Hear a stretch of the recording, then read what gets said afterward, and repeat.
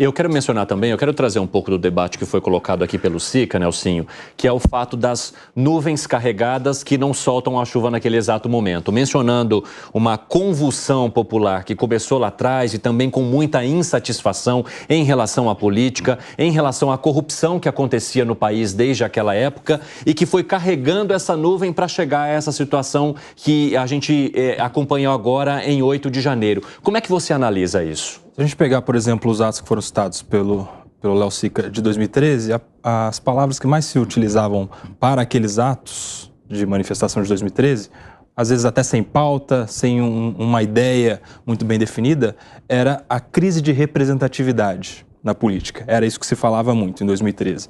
E isso foi evoluindo ao ponto de a gente chegar no ápice da crise de representatividade, em especial dessas pessoas que participaram dos atos de um ano atrás, culminando no que a gente conheceu como os atos do dia 8 de janeiro. É claro que aqui no debate que estava sendo feito pelos colegas, tão tecnicamente brilhante, tão tecnicamente que foi inclusive voto do Dr. Bonilha. O voto do ministro Luiz Roberto Barroso foi nesse sentido, de que ocupar o espaço não seria por si só um golpe de Estado. Tanto que ele condena por abolir o Estado Democrático de Direito porque, de alguma maneira, limitava ou impedia o exercício, mas ele não condena pelo golpe de Estado. Um voto, claro, divergente e vencido, né?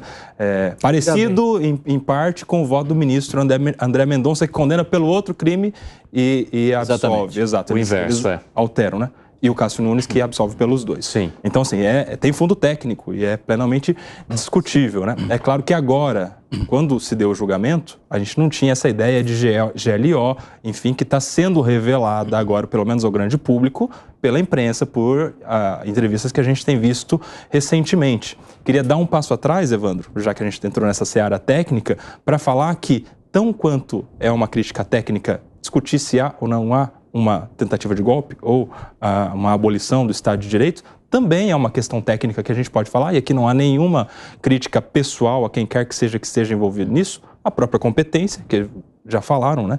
Porque não está no artigo da Constituição que delimita a estrutura do Judiciário e a competência do STF a ideia de preservar a própria Corte, que é aquele princípio europeu de contempt of the court, né, que é aplicado pelo STF para se dizer competente para os atos, tanto que de todos os processos que estão lá por estes réus, os atos do dia 8, todos eles questionam essa questão, porque quando há uma Constituição que fala tanto como a nossa Constituição, se o Constituinte quisesse ter colocado esse princípio como válido para a competência do STF, teria feito, e não está. Está no regimento interno do STF, que não tem força constitucional. Pois não. Deixa eu só dar uma parte. É a primeira vez que se tem uma tentativa de golpe de Estado no Brasil que não é solucionado com a criação de um tribunal próprio. É a primeira vez. Isso teve em 64, criaram a Justiça Militar com os IPMs para decidir. No golpe de 35, o golpe comunista, criaram a justiça, eu não lembro mais nem o nome. No golpe que também não deu certo, o golpe comunista.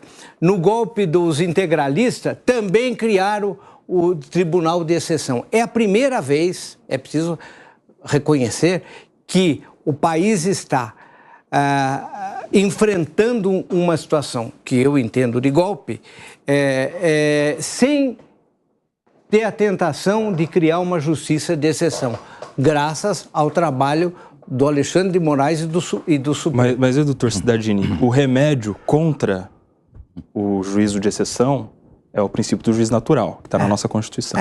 E o juiz natural da nossa Constituição... Toda a Constituição teve o princípio de juiz natural. Exato. Quando chegava na hora, criava um tribunal próprio. Em 60, a Constituição em 64 tinha o princípio, mas chegou na hora, criar o IPM. Eu acho que você está certo, mas é preciso ver o lado positivo de ter um Supremo que atua como está atuando. Sim. Porque pode se questionar, eu acho que até deve se questionar, mas tem um lado positivo. Mas só para concluir aqui e fechar e devolver para o Cine, claro, não, sim. O remédio contra o juízo de exceção e os tribunais de exceção que aconteceram nessas ocasiões todas citadas é o juiz natural.